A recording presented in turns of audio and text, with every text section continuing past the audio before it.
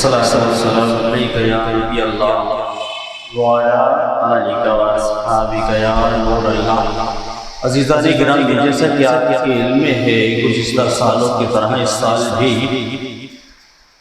10 روزہ ذکر شہادت نامی کی محفل جامع مسجد مصطفیٰ ولایت آباد میں منعقد کی گئی ہے۔ عالم اسلام کے ممتاز و محترم عالم دین حضرت علامہ و مولانا مفتی محمد طاہر قادری صاحب زیدہ مجدوہ ممبر پر جلوہ افروز ہیں۔ انشاءاللہ اپنے روح پرور بیان سے ہمارے قلوب کو منور فرمائیں گے۔ ہماری مسجد کے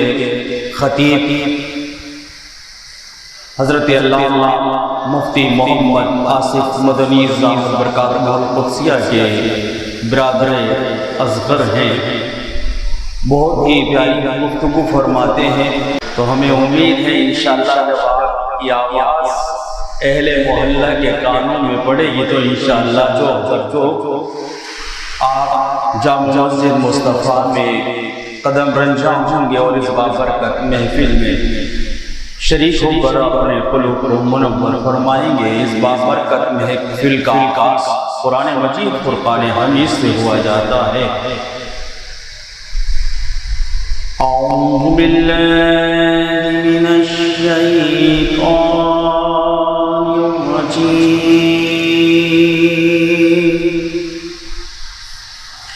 بسم اللہ الرحمن الرحیم۔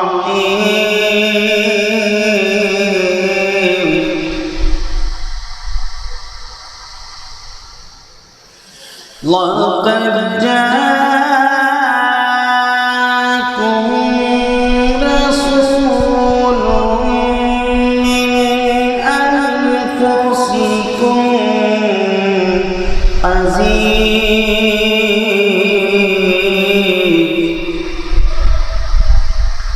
عليه ما عنتم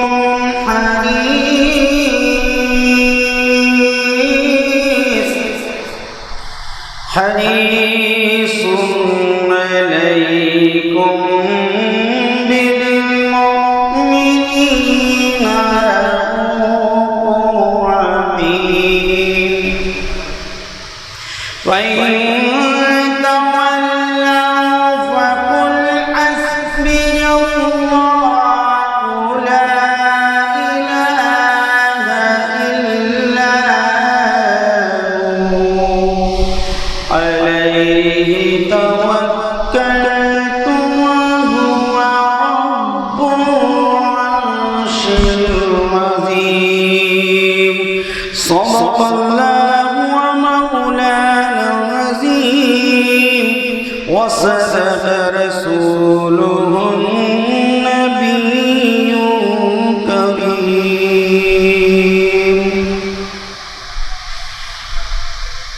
صلی علی نبینا، صلی علی محمد، صلی علی کریمنا، صلی علی محمد۔ ہم بھی مدینے جائیں گے، آج نہیں تو کل صحیح،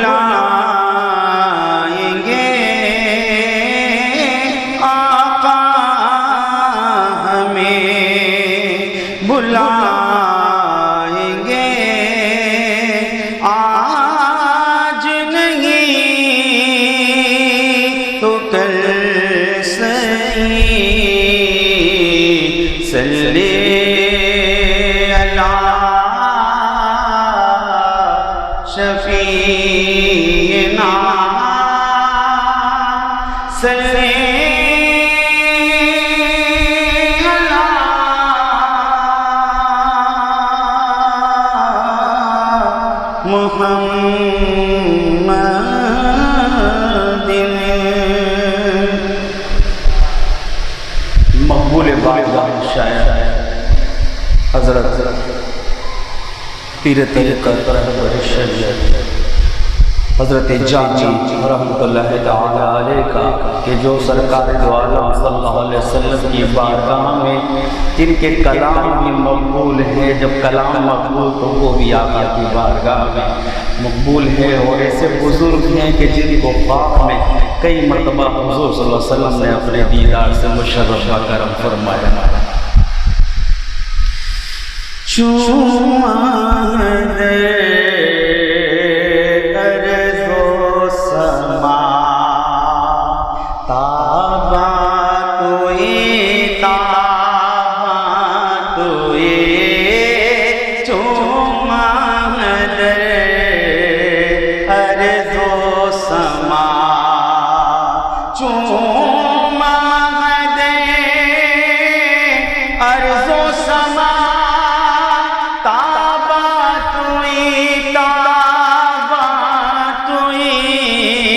رش کے ملک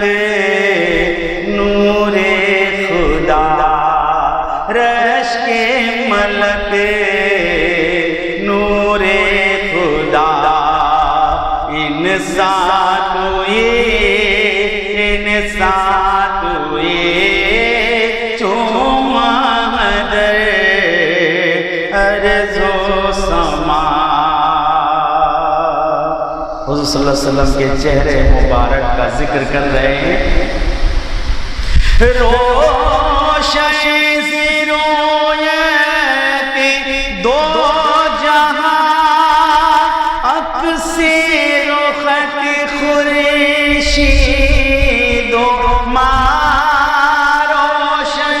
سی رویت دو جہاں، اکسی رخت خورشید و ماہ، اے نور ذات کبریا، اے نور ذات کبریا، رخشاں توئی رخشاں توئی، اے نور ذات کبریا، رخشاں توئی رخشاں توئی، آیات قرآن اب رویتی تفسیر قرآن گے سویت، آیات قرآن اب رویتی تفسیر قرآن گے سویت، اے روئے تو قرآن ماں، اے روئے تو قرآن ماں، ایمان توئی ایمان توئی، یا مصطفیٰ یا مجتبیٰ،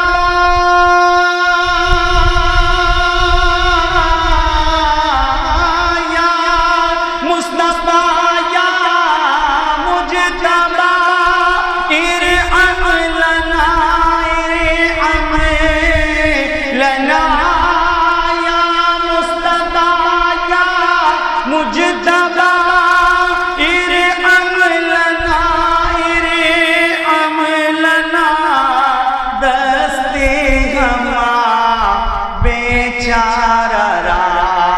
دست ہما بیچارہ را، داما توئی داما توئی، دست ہما بیچارہ را، داما توئی داما توئی، من آسیم من آج دمے، من بے قسم حال میرا، من آسیم من آج دمے، من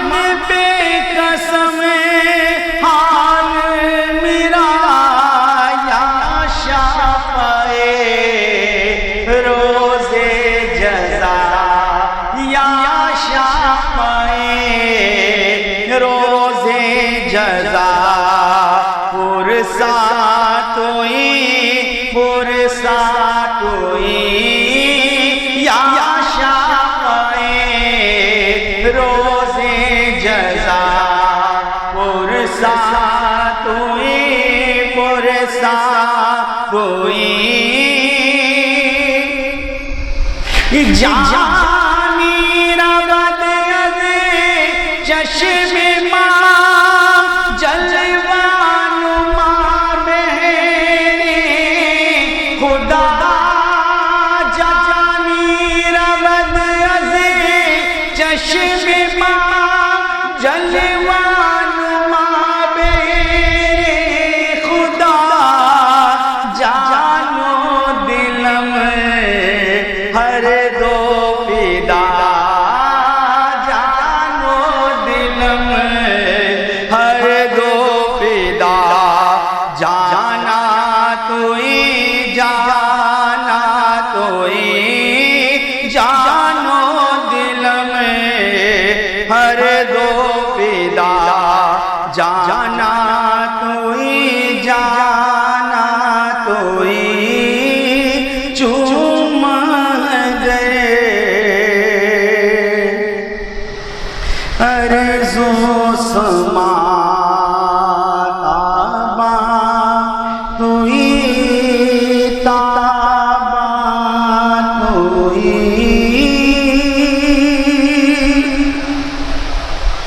اللهم صل على سيدنا ومولانا محمد معدن الجود والکرم وآلہ وبارک وسلم۔ اردو نعت کے 3 شعر پیش کر کے حضرت والا کی خدمت میں مائک پیش کروں گا اور آپ سے التماس کروں گا کہ آپ اپنے موضوع سے پہلے جو آپ کو موضوع دیا گیا ہے خلیفہ اول سیدنا صدیق اکبر رضی اللہ تعالیٰ عنہ کی سوانح حیات بیان کرنی ہے، آپ نے اس سے پہلے میں آپ سے گزارش کروں گا کہ کل بارش کے باعث ہمارے کل کے مقرر اس محفل میں نہیں پہنچ سکے، پھنس گئے تھے، ان کو ہم نے اعلان نبوت اور ختم نبوت کا موضوع دیا تھا، تو میں آپ سے گزارش کروں گا کہ 10 سے 15 منٹ سرکار رسالت مآب صلی اللہ علیہ وسلم کی ختم نبوت پر بیان کر کے پھر اپنے موضوع پر بیان کریں۔ درود شریف سنا ترانہ پیش کر لیں۔ اللہم صلی علی سیدنا مولانا محمد معدن الجود والکرم وآلہ وبارک وسلم۔ جو حضرات ابھی تک اس انتظار میں ہیں کہ حضرت علامہ و مولانا طاہر قادری صاحب اپنا بیان شروع کریں تو ہم محفل میں تشریف لے جائیں، میں ان سے التماس کرتا ہوں کہ جلد سے جلد جامع مسجد مصطفیٰ ولایت آباد نمبر 1 میں تشریف لا کر اپنے اور اس بابرکت محفل میں شریک ہو کر اپنے قلوب کو منور فرمائیں۔ جبی میری ہوں سنگے در تمہارا یا رسول اللہ، جبی میری ہو سنگے در تمہارا یا رسول اللہ، جبی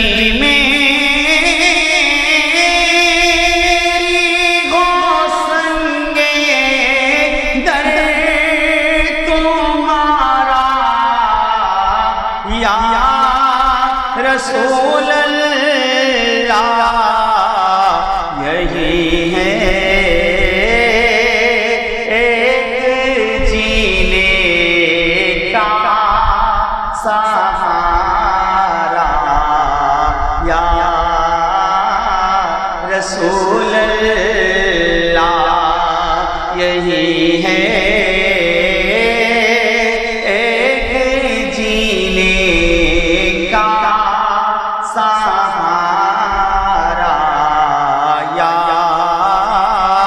رسول اللہ۔ ندامت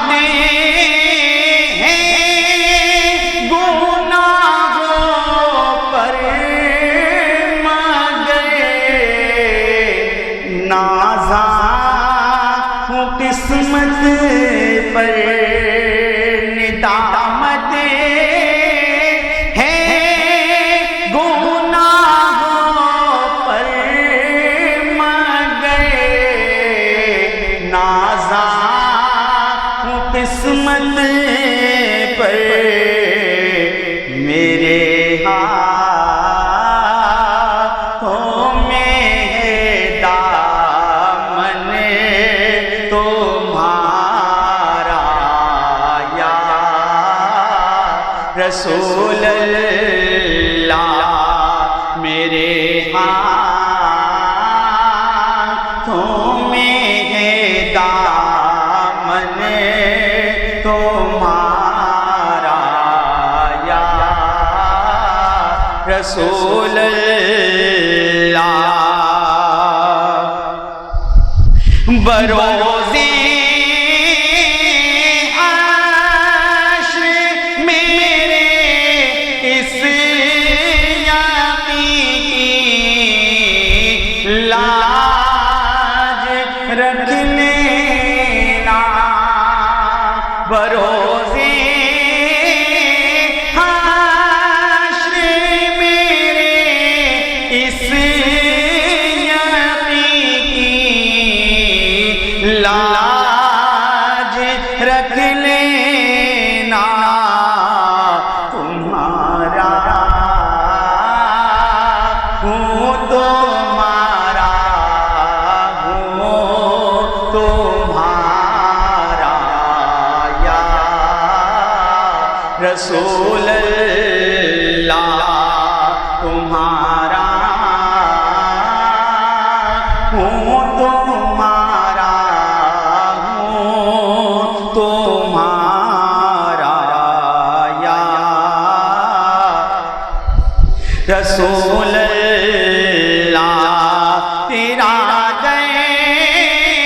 ہو میرا سے ہو سکون دل میسر ہو، تیرا دے ہو میرا سے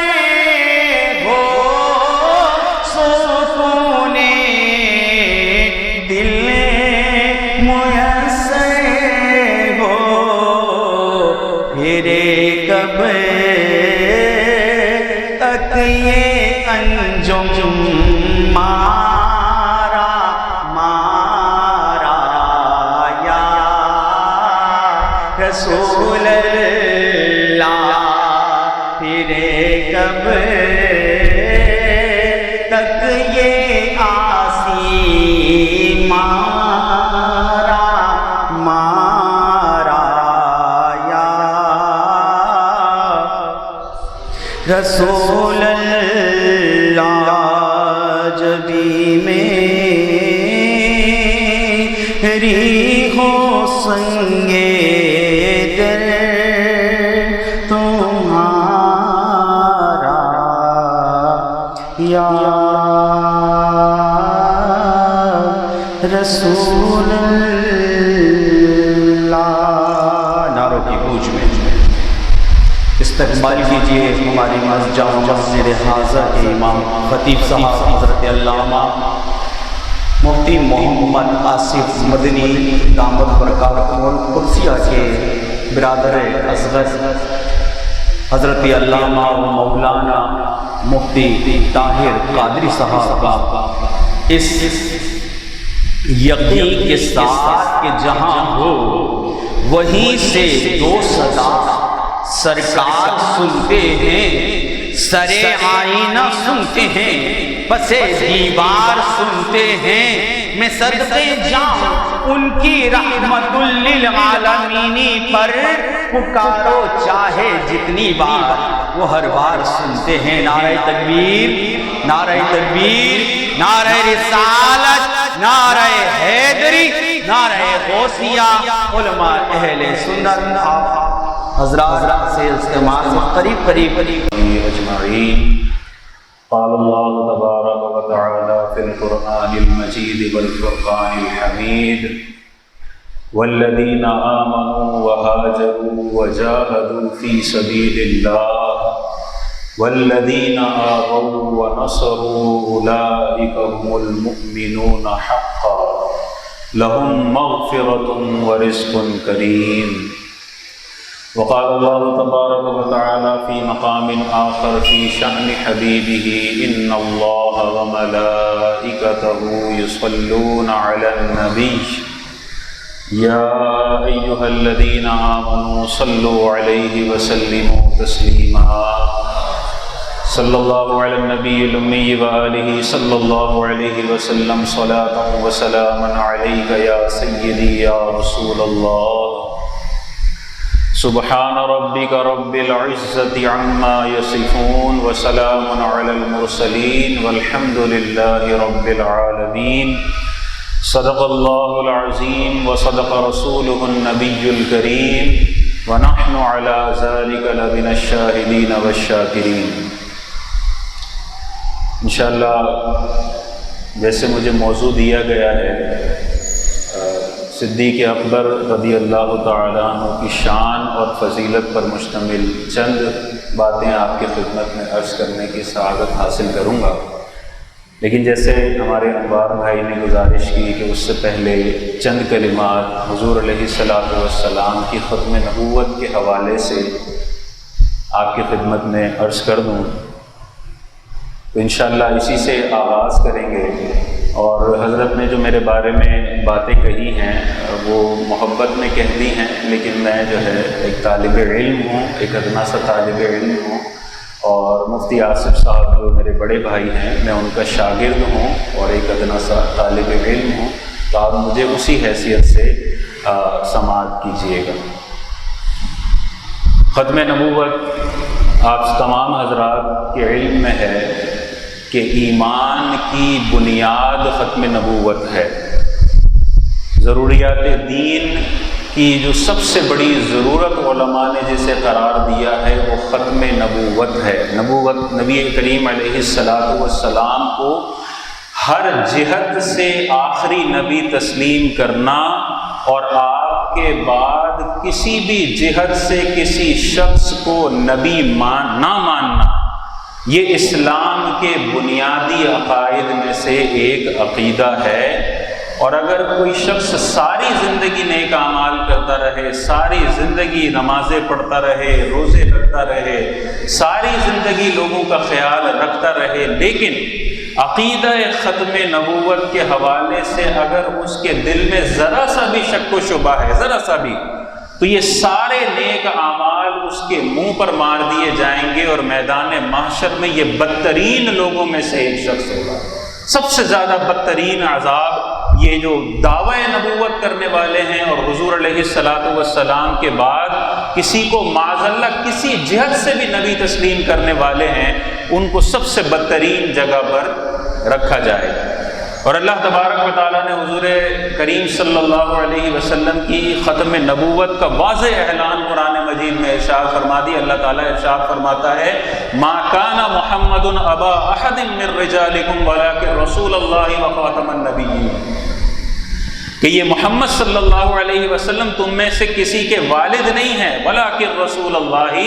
لیکن یہ اللہ کے رسول ہیں، وخاتم النبیین، اور آخری نبی ہیں۔ یہ واضح طور پہ قرآن مجید کا ارشاد ہے کہ حضور علیہ الصلوۃ والسلام انبیاء کا سلسلہ ختم فرمانے والے ہیں، سب سے آخری نبی اللہ تبارک و تعالیٰ نے ارشاد فرمایا۔ اور یاد رکھیے مفسرین نے ارشاد فرمایا، اللہ تعالیٰ نے ارشاد فرمایا خاتم النبیین، آخری نبی، نبیوں کا سلسلہ ختم فرمانے والے۔ اور خاتم کا ایک معنی ہوتا ہے مہر لگانا، تو آپ نے نوٹ کیا ہوگا کہ مہر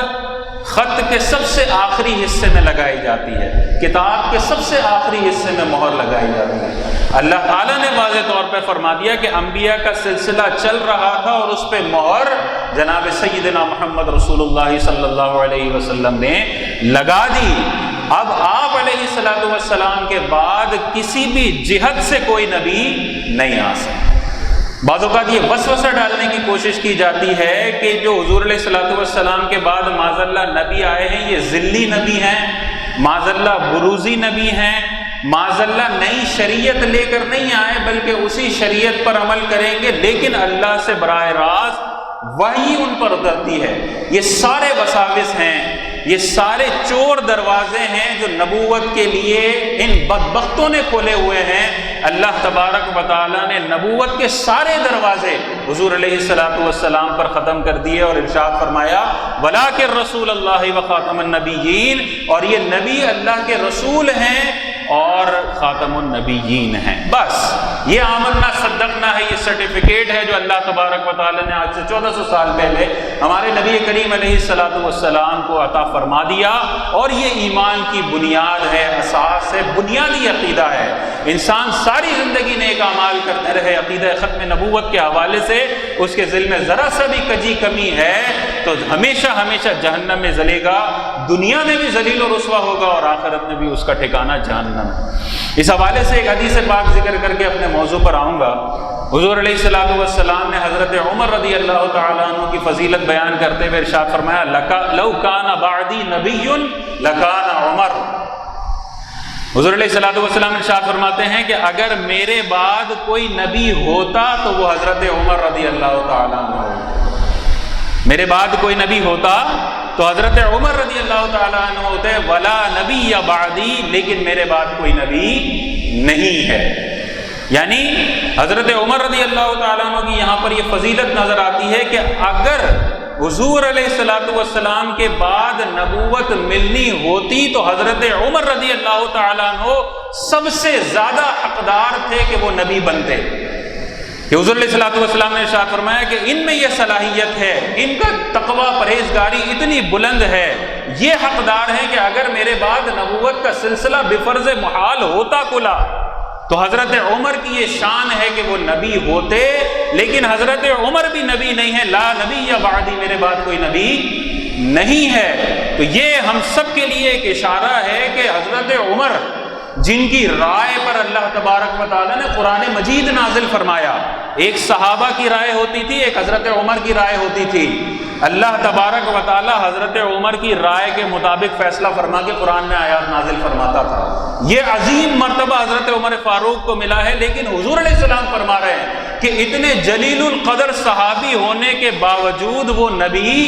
نہیں ہیں۔ تو یہ اشارہ فرما دیا گیا کہ آپ کے بعد آج کل کے دور میں اگر کوئی بدبخت شخص جو غلاظت میں لپٹا ہوا ہے، جو گندگی میں لتھڑا ہوا ہے، معاذ اللہ اگر وہ نبوت کا دعویٰ کرتا ہے، وہ بدترین کذاب ہے، وہ بدبخت شخص ہے۔ اس لیے کہ حضور علیہ الصلوۃ والسلام نے ارشاد فرما دیا کہ حضرت عمر نبوت کے حقدار تھے، لیکن اللہ نے نبوت کا دروازہ بند کر دیا، تو اب حضرت عمر بھی نبی بننے کی صلاحیت نہیں رکھتے، حضرت عمر بھی نبی نہیں ہیں۔ اتنی فضیلتوں کے باوجود بھی وہ نبی نہیں ہیں، تو آپ کے بعد جتنے لوگ آئے وہ ان سے کم فضیلت رکھنے والے ہیں، وہ نبوت کا دعویٰ اگر کریں تو یقیناً وہ اپنی نبوت کے دعوے میں جھوٹے ہیں، کذاب ہیں، اور ان کی طرف اگر کوئی جاتا ہے، علماء نے یہ واضح طور پر لکھا ہے کہ اگر کوئی نبوت کا دعویٰ حضور علیہ الصلوۃ والسلام کے بعد کرتا ہے تو اس کو فوراً کذاب ماننا لازم ہے، فوراً کذاب ماننا لازم ہے، اور وہ واجب القتل ہے، حکومت اسے پکڑے اور اسے قتل کیا جائے گا، واجب القتل ہے، اور فوراً اس کی تکذیب کرنا لازم ہے۔ اگر کوئی معاذ اللہ کسی دعوی نبوت کرنے والے کے پاس جاتا ہے اور کہتا ہے کہ میں تمہیں نبی نہیں مانتا لیکن اگر کوئی ثبوت ہے تو دو، ٹھیک ہے نا، اتنا سخت حکم ہے کہ اگر اس کے پاس جا کے کوئی ثبوت بھی مانگتا ہے اس لیے کہ شاید کوئی ثبوت دیتے اور میں مان لوں، تو علماء نے فرمایا کہ اگر کوئی معجزہ یا ثبوت طلب کرتا ہے تو یہ طلب کرنے والا بھی مرتد اور کافر ہو جائے گا۔ اتنا سخت حکم ہے کہ جو کہے فوراً، آپ نے کوئی تصدیق نہیں کرنی، فوراً اس کی تکذیب کرنی ہے کہ یہ جھوٹا مکار شخص ہے، اپنی سوسائٹی سے اسے نکالنا ہے، جیل میں بند کرنا ہے، اور حکومت اسے پھانسی کی سزا دے۔ یہ سخت سے سخت حکم ہے۔ یہ بھی اجازت نہیں ہے کہ ہم تھوڑی شواہد تو اکٹھے کر لیں، تھوڑا سا تحقیق تو کر لیں، ہو سکتا ہے کوئی وحی معاذ اللہ نازل ہوتی ہو، بالکل نہیں، فوراً تکذیب کرنا لازم ہے۔ اگر کوئی ہلکا سا بھی اس کی طرف دل مائل ہوا تو یہ انسان کے کفر کے لیے کافی ہے کہ ہمیں فوراً تکذیب کرنا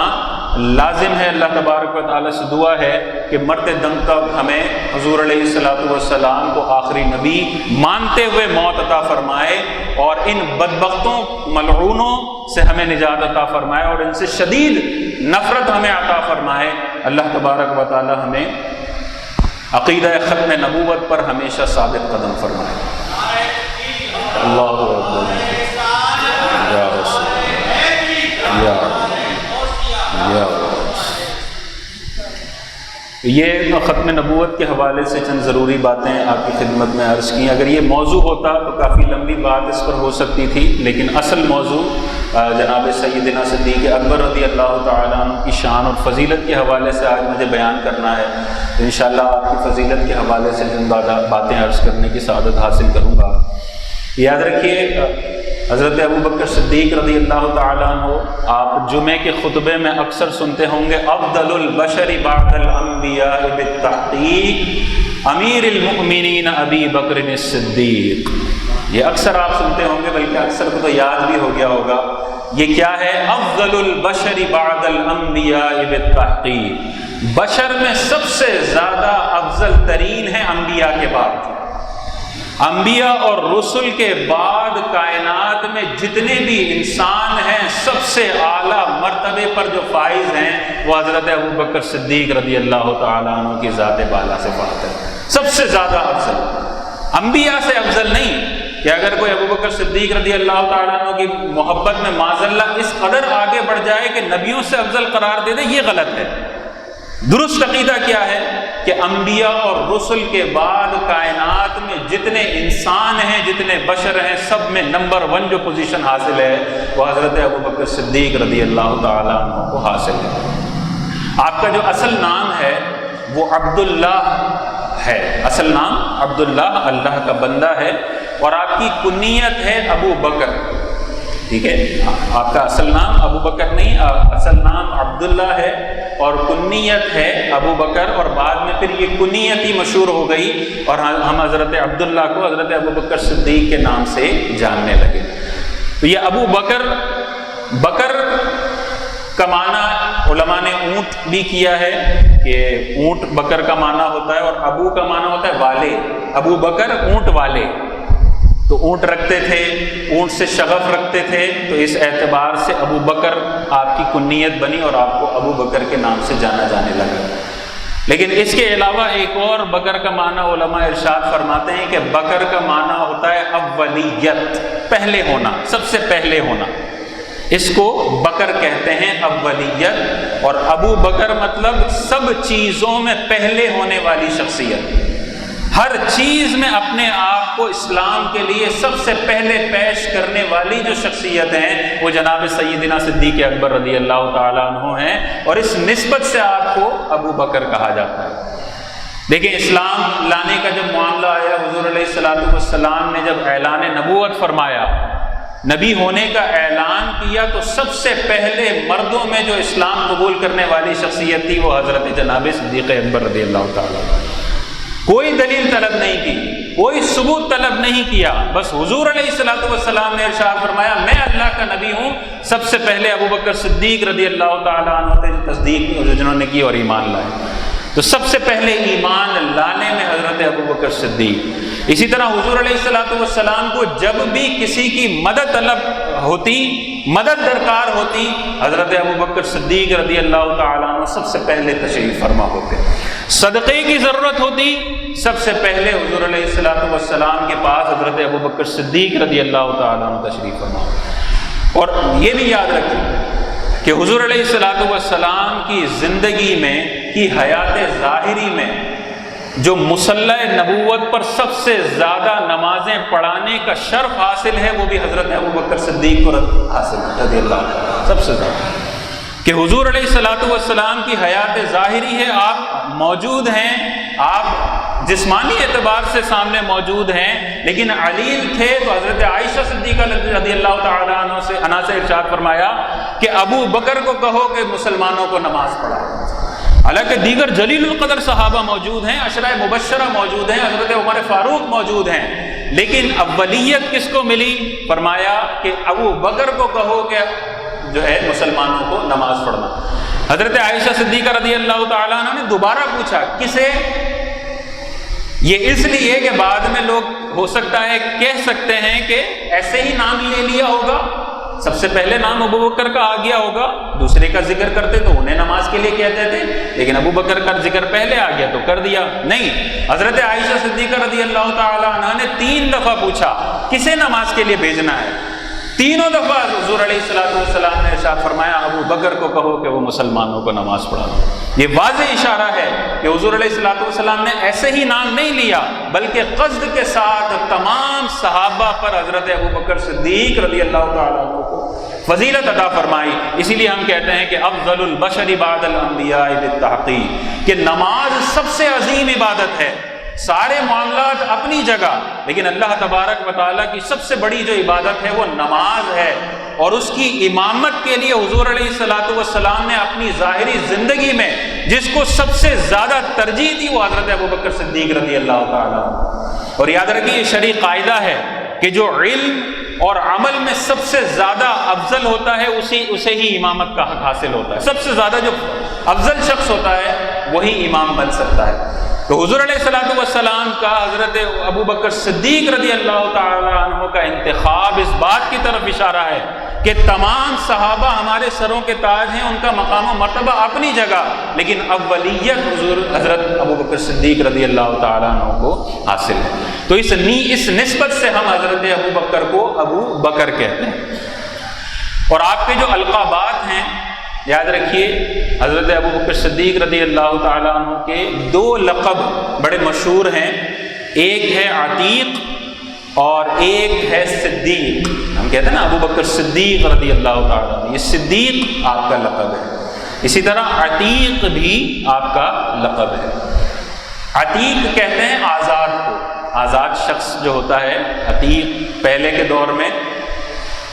غلام ہوا کرتے تھے، جنگ ہوتی تھی، کافروں پہ مسلمان حملہ کرتے تھے، کافر جب سرنڈر کر دیتے تھے تو جو کافر بچ جاتے تھے، جو سرنڈر کر دیتے تھے، وہ مسلمانوں کے غلام بنتے تھے، ان کی خدمت کیا کرتے تھے، اور ان کی خدمت ہی کرنا ان کا کام تھا کہ انہوں نے ویسے مسلمانوں کے خلاف تلواریں اٹھائیں، ان کا تو سر قلم ہونا چاہیے تھا، لیکن اسلام بڑا پیارا مذہب ہے کہ کافروں کو بھی حقوق فراہم کرتا ہے کہ انہیں غلام بنا کر رکھا گیا، ان کے ساتھ برا سلوک نہیں کیا گیا۔ تو اس دور کے اندر غلام کو جب آزاد کیا جاتا تھا تو عتیق کا لفظ استعمال کیا جاتا تھا کہ یہ عتیق ہے، یعنی اسے آزاد کر دیا گیا۔ آقا کی مرضی ہوتی تھی کہ اگر غلام کو آزاد کرنا چاہے تو آزاد کر دے، اب غلام اس آقا کی خدمت کرنے کا پابند نہیں ہے تو آزاد کر دیا جاتا۔ حضرت ابوبکر صدیق رضی اللہ تعالیٰ عنہ کو بھی عتیق کا لقب حاصل ہے، اور یہ آزادی کہاں سے ہے؟ یہ حدیث پاک میں حضور علیہ الصلوۃ والسلام نے ارشاد فرمایا۔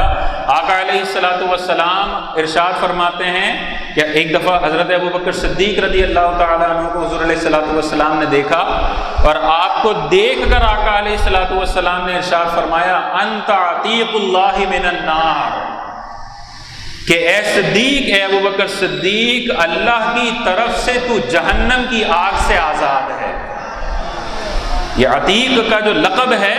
یہ اس حدیث پر کی وجہ سے حضرت ابوبکر صدیق رضی اللہ تعالیٰ عنہ کو عطا کیا کہ یہ دنیا میں حضرت ابوبکر صدیق کو جہنم سے آزادی کی بشارت حضور علیہ الصلوۃ والسلام نے ارشاد فرمائی کہ انت عتیق اللہ من النار، کہ اے ابو بکر تو اللہ کی طرف سے جہنم کی آگ سے آزاد ہے۔ یہ دیکھیں دنیا میں جہنم سے آزادی کی بشارت، اور اس میں عتیق کا لفظ ارشاد فرمایا، اور اسی کا یہی حضرت ابوبکر صدیق رضی اللہ تعالیٰ عنہ کا لقب ہے عتیق۔ تو یہ جہنم سے آزادی کی بشارت زبان مصطفیٰ صلی اللہ علیہ وسلم سے آج سے 1400 سال پہلے عطا کر دی گئی۔ اسی طرح جنت کی بشارت کے حوالے سے ترمذی شریف میں حدیث آتی ہے، حضور علیہ الصلوۃ والسلام ارشاد فرماتے ہیں ابو بکر فی الجنہ وعمر فی الجنہ وعثمان فی الجنہ وعلی فی الجنہ۔ اسی طرح 10 صحابہ کے ذکر ہیں جسے ہم عشرہ مبشرہ کہتے ہیں، 10 وہ صحابہ جنہیں دنیا میں حضور علیہ الصلوۃ والسلام نے جنت کی بشارت عطا فرمائی۔ تو یہ ابوبکر صدیق رضی اللہ تعالیٰ عنہ کا خاصہ ہے کہ ایک طرف حضور علیہ الصلوۃ والسلام ارشاد فرماتے ہیں انت عتیق اللہ من النار، کہ تم جہنم کی آگ سے اللہ کی طرف سے آزاد ہو، یہ جہنم سے آزادی کی بشارت۔ اور دوسری طرف ارشاد فرمایا ابو بکر فی الجنہ کہ حضرت ابو بکر صدیق رضی اللہ تعالیٰ عنہ جنت میں ہے۔ تو یہ دیکھیں دونوں طرف سے سرٹیفکیٹ اور بشارتیں حضرت ابو بکر صدیق رضی اللہ تعالیٰ عنہ کو ملی، اور اسی اعتبار سے آپ کو عتیق کا لقب عطا فرمایا گیا۔ اسی طرح جو صدیق کا لقب ہے، صدیق، یہ بھی عطا فرمایا ہے حضور علیہ الصلوۃ والسلام کی طرف سے، حضرت جبرائیل علیہ الصلوۃ والسلام کی طرف سے یہ لقب عطا فرمایا گیا، حضرت جبرائیل کی طرف سے۔ اور اس کے بارے میں دو روایتیں آتی ہیں۔ پہلی روایت یہ آتی ہے کہ جب حضور علیہ الصلوۃ والسلام نے اعلان نبوت کیا تو سب سے پہلے حضور علیہ الصلوۃ والسلام کی تصدیق کرنے والے حضرت ابو بکر صدیق رضی اللہ تعالیٰ عنہ سب سے پہلے ایمان لانے والے۔ تو اس اعتبار سے چونکہ سب سے پہلے تصدیق کرنے کا شرف آپ کو حاصل تھا تو صدیق کا لقب عطا کیا گیا کہ سب سے پہلے تصدیق کرنے والے حضور علیہ الصلوۃ والسلام کی۔ یہ پہلی توجیہ ہے۔ اور دوسری جو ہے جو زیادہ مشہور ہے صدیق کے حوالے سے وہ یہ ہے کہ جب حضور علیہ الصلوۃ والسلام معراج کے لیے تشریف لے گئے، ٹھیک ہے نا، معراج کے لیے تشریف لے گئے، پہلے بیت المقدس تشریف لے گئے اور وہاں سے سدرۃ المنتہا اور وہاں سے جہاں تک اللہ تعالیٰ نے چاہا حضور علیہ الصلوۃ والسلام سفر فرما کر جب واپس لوٹے تو یاد رکھیے یہ جو بیت المقدس کا سفر ہے یہ مہینوں کی مسافت ہے، ٹھیک ہے نا، حرم شریف سے یہ مہینوں کی مسافت ہے جانا اور آنا۔ اور حضور علیہ الصلوۃ والسلام رات کے تھوڑے سے حصے میں بیت المقدس گئے، وہاں سے ساتوں آسمان پار گئے، وہاں سے سدرۃ المنتہا گئے، اور وہاں سے جتنا آگے اللہ نے چاہا وہاں تک گئے اور واپس لوٹ آئے رات کے قلیل حصے میں۔ اور جب یہ صبح ہوئی تو حضور علیہ الصلوۃ والسلام نے یہ معراج کا واقعہ اپنے صحابہ کو بیان فرمایا۔ تو جب یہ واقعہ بیان فرمایا تو بظاہر یہ بڑی ناممکن سی بات لگتی ہے کہ مہینوں کی مسافت دور بیت المقدس ہے، تو کیسے ہو سکتا ہے کہ رات کے قلیل حصے میں کوئی وہاں جائے اور واپس پلٹ کر آ جائے؟ یہ تو ناممکن سی بات ہے نا، بظاہر ناممکن ہے، اللہ تعالیٰ کی تو قدرت میں ہے لیکن بظاہر ناممکن ہے۔ تو جب یہ حضور علیہ الصلوۃ والسلام نے یہ واقعہ ارشاد فرمایا تو بعض لوگ کہ جو ایمان لے آئے تھے اس واقعے کو سننے کے بعد معاذ اللہ مرتد ہو گئے، معاذ اللہ انکار کر بیٹھے کہ یہ تو ناممکن سی بات ہے اور ہم اس پر ایمان نہیں لاتے۔ وہ مرتد ہو گئے اور وہ گئے حضرت ابو بکر صدیق رضی اللہ تعالیٰ عنہ کی بارگاہ میں اور آپ کے سامنے عرض کی کہ حضور علیہ الصلوۃ والسلام نے یہ ارشاد فرمایا ہے کہ آپ رات کے قلیل حصے کے اندر بیت المقدس گئے اور واپس آ گئے، یہ ناممکن سی بات ہے، ہم نے انکار کر دیا۔ حضرت ابو بکر صدیق رضی اللہ تعالیٰ عنہ نے اس کے جواب میں کیا ارشاد فرمایا؟ حضرت ابو بکر صدیق رضی اللہ تعالیٰ عنہ ارشاد فرماتے ہیں لَإِن كَانَ قَالَ ذَلِكَ لَقَدْ صَدَقَ۔ حضرت ابو بکر صدیق ارشاد فرماتے ہیں کہ اگر یہ میرے حضور علیہ السلام نے ارشاد فرمایا تو ضرور سچ فرمایا ہوگا۔ حالانکہ سامنے ایک جماعت کھڑی ہوئی ہے جو منکر ہے، جو انکار کر رہی ہے اور کنونس کرنے آ رہے ہیں حضرت ابو بکر صدیق کو کہ اتنا بڑا دعویٰ کر دیا ہے کہ اتنا دور سے واپسی رات کے قلیل حصے میں عقل میں نہیں آتی، ہم نہیں مانتے۔ حضرت ابو بکر صدیق نے ان کی ریجیکٹ کر دیا سب کچھ اور فرمایا لَإِن كَانَ قَالَ ذَلِكَ لَقَدْ صَدَقَ، کہ اگر میرے حضور علیہ السلام نے یہ ارشاد فرمایا تو ضرور سچ فرمایا ہوگا۔ تو انہوں نے عرض کی أَوَتُصَدِّقَ أَنَّهُ ذَهَبَ اللَّيْلَةَ إِلَى بَيْتِ الْمُقَدَّسِ وَجَاءَ قَبْلَ أَن يُصَبِّحَ، کیا آپ اس بات کی تصدیق کرتے ہیں کہ حضور علیہ الصلوۃ والسلام رات میں بیت المقدس گئے اور صبح ہونے سے پہلے واپس بھی آ گئے؟ انہوں نے تعجب خیز نگاہوں سے یہ سوال کیا کہ آپ اس بات کی تصدیق کرتے ہیں کہ رات کے قلیل حصے میں وہ گئے اور صبح ہونے سے پہلے لوٹ آئے؟ تو حضرت ابو بکر صدیق رضی اللہ تعالیٰ عنہ نے ارشاد فرمایا نعم، ہاں میں اس بات کی تصدیق کرتا ہوں، اننی لأصدقہ فیما ہوا ابعد، کہ یہ تو چھوٹی بات ہے، یہ تو چھوٹا دعویٰ ہے، میں تو اس بات پر بھی یقین کرتا ہوں جو اس سے بہت زیادہ بڑا دعویٰ ہے۔ حضور علیہ الصلوۃ والسلام آسمانوں کے بارے میں جو ہمیں خبر دیتے ہیں ہمیں اس کو بھی تسلیم کرتا ہوں۔ ہم سب نے خدا کو نہیں دیکھا، حضور علیہ السلام جب خدا کی صفات کے بارے میں کلام کرتے ہیں تو ہم اس کی بھی تصدیق کرتے ہیں۔ یہ بڑی چیزیں ہیں، اور واقعہ معراج عقل کے اعتبار سے بظاہر ناممکن ہے، لیکن میں اس کی تصدیق کرتا ہوں۔ تو یہ حضرت ابوبکر صدیق رضی اللہ تعالیٰ عنہ کی سنت مبارکہ تھی کہ اپنی عقل کے گھوڑے نہیں دوڑاتے تھے حضور علیہ الصلوۃ والسلام کے حکم اور قرآن کے حکم کے بعد۔ بس اللہ اور رسول کا حکم آ گیا،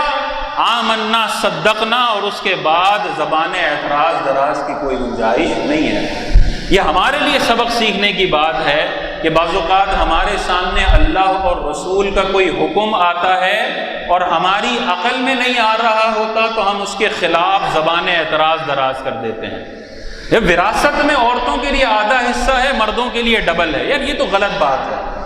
مردوں کو 4 شادیوں کی اجازت ہے، عورت کو 1 شادی کی اجازت ہے۔ طلاق کا حق اللہ تعالیٰ نے مردوں کو دیا ہے، عورتوں کو نہیں دیا۔ عورتوں کو پردہ کرنے کا حکم دیا ہے۔ یہ کیا ہے؟ یہ سارے جو اعتراضات ہیں یہ اللہ تعالیٰ کی قرآنی آیات کے مقابلے میں ہے۔ یہ آج کل کے دور میں جو بالکل نیچی لوگ ہوتے ہیں وہ اللہ تبارک و تعالیٰ کے احکامات کو عقل کے پیرائے میں پرکھنے کی کوشش کرتے ہیں، اور چونکہ ہماری عقلیں ناقص ہیں، ہم کمزور ہیں، ہماری عقلیں ناقص ہیں، ہمارا علم محیط ہے، اللہ کا علم لامحدود ہے، ہم اتنی سی عقل رکھنے کے باوجود لامحدود علم رکھنے والے کے احکامات کے خلاف زبان اعتراض دراز کرتے ہیں۔ اور یاد رکھیے یہ ایمان کو تباہ و برباد کرنے والا کام ہے کہ اگر اللہ اور رسول کا کوئی حکم عقل میں نہیں آتا ہے تو عقل کو رد کرنا ہے اور اللہ اور اس کے رسول کے حکم کو تسلیم کرنا ہے، اس لیے کہ عقل محدود ہے، عقل ناقص ہے، عقل علم کی بنیاد پر کام کرتی ہے اور ہمارا علم بہت محدود ہے۔ اللہ تبارک و تعالیٰ اور اس کے حبیب کا علم بہت زیادہ ہے، تو ان کے مقابلے میں اگر عقل کھڑی ہو جاتی ہے تو عقل کو رد کرنا ہے، اللہ اور اس کے رسول کے حکموں پر اعتراض نہیں کرنا ہے۔ تو بعض اوقات بہت سارے مسلمان بھائی جب انہیں شرعی حکم بتایا جاتا ہے تو کہتے ہیں یار ہم نے تو یہ کبھی نہیں سنا، ہم نے تو نہیں سنا، کہاں سے نئے نئے حکم لے کر آ جاتے ہو؟ اور یہ اعتراض بعض اوقات قرآن اور حدیث کے جو صریح کلمات ہیں ان پر اعتراض ہو رہا ہوتا ہے اور وہ کر رہے ہوتے ہیں۔ تو یہ وراثت کے جو سارے مسائل ہیں کہ عورتوں کو کتنا حصہ ملے گا، مردوں کو کتنا حصہ ملے گا، یہ واضح طور پہ اللہ تعالیٰ نے صریح الفاظ میں قرآن میں ذکر کر دیے، لیکن بہت سارے مسلمان جو مرد ہیں، جو خواتین ہیں، جب ان کو آدھا حصہ دیا جاتا ہے تو وہ اللہ تعالیٰ کے احکامات کے خلاف اعتراض کرنا شروع کر دیتی ہیں کہ یہ کیا بات ہوئی، ہم تو کماتے نہیں ہیں، ہمیں ڈبل حصہ ملنا چاہیے تھا، جو کما رہا ہے اسے ڈبل مل رہا ہے اور ہمیں آدھا مل رہا ہے۔ وہ یہ نہیں سوچتی کہ اللہ تبارک و تعالیٰ نے کمائی کرنے اور عورتوں کے رزق کی ساری ذمہ داریاں بھی مرد پر رکھی ہیں،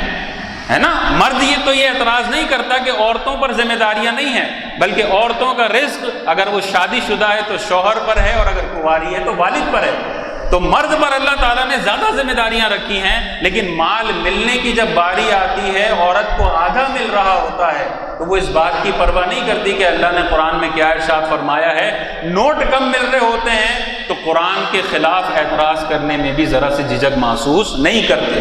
یہ ایمان کو تباہ کرنے والا ہے۔ ہو سکتا ہے دنیا میں لڑ جھگڑ کا ڈبل حصہ مل بھی جائے کہ بھائی سب کو برابر دو، بھائیوں کو بھی برابر دو، بہنوں کو بھی مل جائے گا لڑ جھگڑ کے، لیکن آخرت میں یہ جو 2 ٹکے ایکسٹرا حاصل کر لیے ہیں یہ جہنم کا عذاب عطا کریں گے۔ تو اگر کوئی ایسا حکم ہے جو بظاہر ہماری طبیعت کے موافق نہیں ہے تو یہ نہیں ہے کہ اللہ تعالیٰ ہماری طبیعتوں کے موافق اپنے احکامات نازل کرے کہ فلاں شخص کو کیا پسند ہے قرآن میں وہ نازل کر دوں، فلاں بہن کو کیا پسند ہے قرآن میں وہ نازل کر دوں، ایسا نہیں ہے۔ اللہ تعالیٰ ہم سب کا مالک ہے اور وہ حکم نازل فرمانے والا ہے، اور ہمارا کام ہے کہ آمنا صدقنا کریں، اس پر ایمان لائیں اور اس کے تقاضے کے مطابق عمل کریں۔ اور یہی حضرت ابوبکر صدیق رضی اللہ تعالیٰ عنہ کی سنت مبارکہ ہے کہ جو بھی حکم آتا عقل میں، ظاہری عقل میں آئے یا نہ آئے، حضرت ابوبکر صدیق رضی اللہ تعالیٰ عنہ اسے فوراً قبول کر لیا کرتے تھے۔ تو یہ 2 القابات عتیق اور صدیق جو ہے عطا کیے گئے۔ اور جو حضرت جبرائیل کا میں نے عرض کیا، یاد رکھیے جب یہ واقعہ ہوا تھا معراج کا تو حضور علیہ السلام کو بھی یہ خوف لاحق ہوا کہ اگر میں یہ واقعہ اپنے صحابہ میں ذکر کروں گا تو بہت سارے منکر ہو جائیں گے، بہت سارے معاذ اللہ اس کو ناممکن سمجھ کر انکار کر بیٹھیں گے۔ تو حضرت جبرائیل علیہ السلام نے ارشاد فرمایا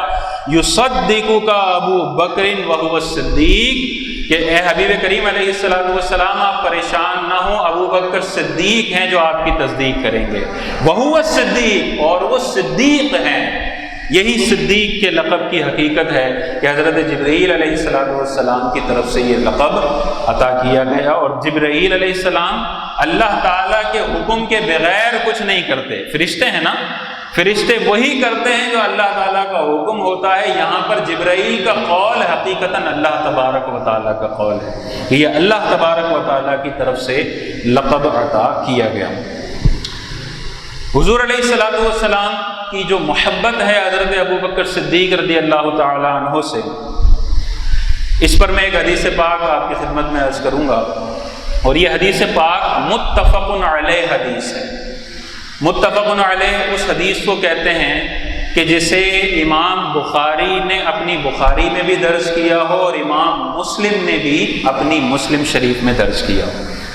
حدیث کی 6 صحیح ترین کتاب ہیں جنہیں صحاح ستہ کہتے ہیں۔ 6 جو کتابیں ہیں جو صحیح ترین حدیث کی کتابیں ہیں انہیں صحاح ستہ کہتے ہیں، اور ان میں پہلے اور دوسرے نمبر پر بخاری اور مسلم آتی ہیں۔ یعنی حدیث کی سب سے زیادہ جو معتبر کتابیں ہیں ان میں بخاری شریف ہے اور مسلم شریف ہے، اور جو حدیث ان دونوں کتابوں میں درج ہوتی ہے اسے متفق علیہ کہا جاتا ہے کہ یہ حدیث دونوں کتابوں میں درج ہے۔ اور اس حدیث کی ریلائبلٹی اور اس کے پاور کا کیا اندازہ ہوگا کہ اسے امام بخاری نے بھی اپنی کتاب میں درج کیا ہے اور امام مسلم نے بھی اپنی کتاب میں درج کیا ہے۔ حضرت عامر بن عاص رضی اللہ تعالیٰ عنہ ایک مرتبہ حضور علیہ السلام کی بارگاہ میں حاضر ہوئے اور آپ علیہ السلام کی بارگاہ میں عرض کی، قلت، حضرت عامر بن عاص فرماتے ہیں کہ میں نے حضور علیہ السلام کی بارگاہ میں عرض کی، ای الناس احب الیک، اے حبیب کریم علیہ السلام لوگوں میں سب سے زیادہ آپ کو محبوب کون ہے، سب سے زیادہ پسندیدہ آپ کو کون ہے لوگوں میں؟ قال عائشہ، حضور علیہ السلام نے ارشاد فرمایا عائشہ۔ فقلت، تو عمر بن عاص رضی اللہ تعالیٰ عنہ عرض کرتے ہیں کہ پھر میں نے کہا من الرجال، کہ یہ تو عورتوں میں سب سے زیادہ آپ کو حضرت عائشہ صدیقہ رضی اللہ تعالیٰ عنہ محبوب ہیں، پسند ہیں، مردوں میں سب سے زیادہ کون آپ کو محبوب ہیں؟ آقا علیہ السلام نے ارشاد فرمایا ابوہا، حضرت عائشہ صدیقہ رضی اللہ تعالیٰ عنہ کے والد۔ اور آپ کو پتہ ہے حضرت عائشہ صدیقہ رضی اللہ تعالیٰ عنہ حضرت ابو بکر صدیق رضی اللہ تعالیٰ عنہ کی بیٹی تھی۔ تو یہ حدیث پاک متفق علیہ حدیث ہے، بخاری میں بھی موجود ہے، مسلم میں بھی موجود ہے کہ مردوں میں جسے حضور علیہ السلام کو جس سے سب سے زیادہ محبت تھی وہ جناب سیدنا صدیق اکبر رضی اللہ تعالیٰ عنہ۔ سارے صحابہ موجود ہیں، سارے اہل بیت موجود ہیں، لیکن حضور علیہ السلام سب سے زیادہ محبت کس کو عطا فرما رہے ہیں؟ فرمایا ابوہا، کہ ان کے جو والد ہیں حضرت ابو بکر صدیق رضی اللہ تعالیٰ عنہ، میں اس سے سب سے زیادہ محبت کرتا ہوں۔ اب اندازہ کیجئے کہ حضور علیہ السلام تمام انبیاء کے سردار ہیں، معراج میں تمام انبیاء کی امامت کرنے کا شرف حاصل ہے حضور علیہ السلام کو، آپ ارشاد فرما رہے ہیں کہ مردوں میں سب سے زیادہ جو محبوب ہے وہ حضرت ابو بکر صدیق رضی اللہ تعالیٰ عنہ۔ تو یقینی سی بات ہے حضور علیہ السلام کی نگاہ میں ان کا مقام، ان کی محبت بہت بلند ہے، تو اللہ تبارک و تعالیٰ کی بارگاہ میں بھی ان کا مقام اور مرتبہ بہت زیادہ بلند ہوگا۔ آگے ارشاد فرماتے ہیں حضرت عمر بن عاص، ثم من قال، آپ فرماتے ہیں ان کے بعد کون ہے؟ حضرت ابو بکر صدیق کے بعد آپ کو کس سے سب سے زیادہ محبت ہے؟ حضور علیہ السلام ارشاد فرماتے ہیں عمر بن الخطاب، کہ حضرت ابو بکر کے بعد مجھے جس سے سب سے زیادہ محبت ہے وہ حضرت عمر بن خطاب رضی اللہ تعالیٰ عنہ۔ اہل بیت موجود ہیں، اپنے بچے موجود ہیں، اپنی ازواج موجود ہیں، لیکن سب سے زیادہ جو محبت ہے وہ یار غار سے ہے اور حضرت عمر بن خطاب رضی اللہ تعالیٰ عنہ سب سے محبت ہے، لیکن سب سے زیادہ محبت کا شرف جو حاصل ہے وہ حضرت ابوبکر صدیق رضی اللہ تعالیٰ عنہ اور حضرت عمر فاروق رضی اللہ تعالیٰ عنہ کو حاصل ہے۔ یاد رکھیے کہ حضور حضرت ابوبکر صدیق رضی اللہ تعالیٰ عنہ کو بہت ساری فضیلتیں حاصل ہیں، بہت جو ہے قرب خاص حاصل ہے، لیکن چند چیزیں ایسی ہیں کہ جو صرف حضرت ابوبکر صدیق رضی اللہ تعالیٰ عنہ کا خاصہ ہے، اور ان میں سے ایک چیز ایسی ہے جس کے بارے میں حضرت عمر بن خطاب حضرت عمر فاروق رضی اللہ تعالیٰ عنہ ارشاد فرماتے ہیں کہ ابو بکر کی ایک رات عمر اور آل عمر کی پوری زندگی سے زیادہ بہتر ہے۔ ایک رات جو حضرت ابوبکر صدیق رضی اللہ تعالیٰ عنہ کو حضور کریم صلی اللہ علیہ وسلم کا قرب خاص عطا ہوا، یہ فضیلت کسی صحابی کو اور کسی شخص کو حاصل نہیں ہے۔ اور حضرت عمر بن خطاب رضی اللہ تعالیٰ عنہ ارشاد فرماتے ہیں کہ وہ ایک رات ایک طرف اور میری ساری زندگی کے اعمال اور آل عمر میری ساری آل کی زندگی وہ ایک رات بہتر ہے ان تمام عبادات اور تمام نیکیوں سے۔ یہ خاصہ صرف حضرت ابوبکر صدیق رضی اللہ تعالیٰ عنہ کو حاصل ہے، اور وہ کیا ہے؟ آپ کو معلوم ہے کہ قرآن مجید میں اللہ تبارک و تعالیٰ نے جو مکہ شریف سے مدینہ شریف کی ہجرت کا جو واقعہ ہے وہ ان الفاظ میں ارشاد فرمایا۔ اللہ تعالیٰ ارشاد فرماتا ہے ثانی اثنین اذ ہما فی الغار اذ یقول لصاحبہ لا تحزن ان اللہ معنا۔ یہ آیت پاک میں اللہ تبارک و تعالیٰ نے جو ہجرت کا واقعہ ہے کہ ہجرت کرتے وقت حضور علیہ الصلوۃ والسلام اور حضرت ابوبکر صدیق رضی اللہ تعالیٰ عنہ کا جو واقعہ ہے اس کا ذکر یہاں پر کیا،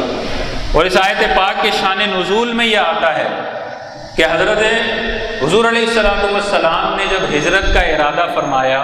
مکے کے جو کفار اور مشرکین تھے انہوں نے بہت زیادہ تنگ کرنا شروع کر دیا تھا، اعلانیہ نمازیں پڑھنے نہیں دیتے تھے، تبلیغ کرنے نہیں دیتے تھے، جو کلمہ پڑھتا تھا اسے مارتے تھے، اسے قید کر لیتے تھے کہ دوبارہ وہ کافر ہو جائے، بہت اذیتیں اور تکلیفیں دی جا رہی تھیں۔ تو اللہ تبارک و تعالیٰ کی طرف سے حکم ہوا کہ آپ مکہ چھوڑ دیں اور مدینہ شریف کی طرف ہجرت فرمائیں۔ تو سب نے ہجرت فرمائی۔ حضور علیہ الصلوۃ والسلام نے جس کے ساتھ ہجرت فرمانے کا ارادہ فرمایا اس میں بھی حضرت ابوبکر صدیق کا انتخاب فرمایا کہ حضرت ابوبکر صدیق رضی اللہ تعالیٰ عنہ کو اپنے ساتھ لیا اور حضرت علی رضی اللہ تعالیٰ عنہ کو اپنے بستر پر چھوڑا کہ کفار کی امانتیں حضور علیہ السلام کے پاس موجود تھیں۔ تو جتنی کفار تکلیف دے رہے تھے لیکن اس کے باوجود بھی حضور علیہ الصلوۃ والسلام کا حسن اخلاق دیکھیں کہ حضرت علی کو ان امانتوں پر مامور کر کے گئے کہ جب کافر آئیں تو ان کی امانتیں جو انہوں نے میرے پاس رکھوائی ہوئی ہیں وہ انہیں لوٹا دیں۔ تو حضرت علی رضی اللہ تعالیٰ عنہ ان امانتوں کے پاس رہے اور حضرت ابوبکر صدیق رضی اللہ تعالیٰ عنہ اور حضور علیہ الصلوۃ والسلام رات کے پہر میں ہجرت کے لیے روانہ ہوئے، لیکن پہلے غار ثور کی طرف گئے۔ اور روایتوں میں آتا ہے کہ غار ثور میں جب جا رہے تھے تو حضرت کفار جو ہے وہ خون کے پیاسے تھے، اس وقت انہوں نے اپنی تلواریں جو ہے وہ میانوں سے نکالی ہوئی تھی، بالکل برہنہ تلواریں تھیں، اور وہ صحابہ اور معاذ اللہ نبی کریم علیہ الصلوۃ والسلام کے قتل کے در پہ تھے سارے کفار، اور ایسا خطرناک ماحول تھا۔ تو حضرت ابوبکر صدیق رضی اللہ تعالیٰ عنہ کبھی حضور علیہ الصلوۃ والسلام کے دائیں ہو جاتے، کبھی بائیں ہو جاتے، کبھی آگے ہو جاتے، کبھی پیچھے ہو جاتے۔ تو حضور علیہ الصلوۃ والسلام نے حضرت ابوبکر صدیق رضی اللہ تعالیٰ عنہ سے پوچھا کہ یہ کیا ماجرا ہے؟ کبھی آپ ہمارے آگے چلتے ہیں، کبھی پیچھے آ جاتے ہیں، کبھی دائیں آ جاتے ہیں، کبھی بائیں آ جاتے ہیں۔ حضرت ابوبکر صدیق رضی اللہ تعالیٰ عنہ نے عرض کی کہ یا رسول اللہ صلی اللہ علیہ وسلم، کفار ہمارے قتل کے در پہ ہیں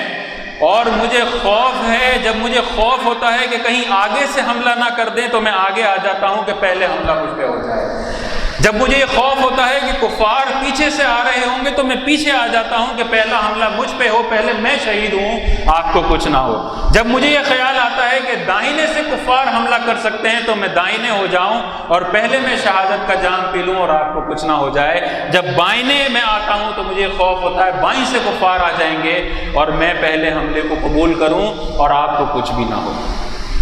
یہ محبت تھی